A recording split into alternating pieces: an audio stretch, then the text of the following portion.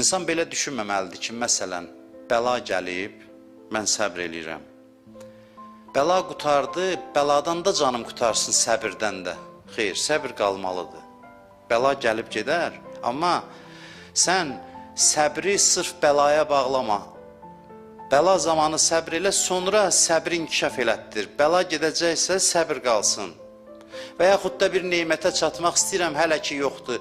Səbr eləyirəm ki, o neymət əlimə gəlsin. Neymət gələndən sonra deyim, səbirdən də bezdim. Nə qədər səbr eləyərlər? Səbirdən adam gərək bezməsin.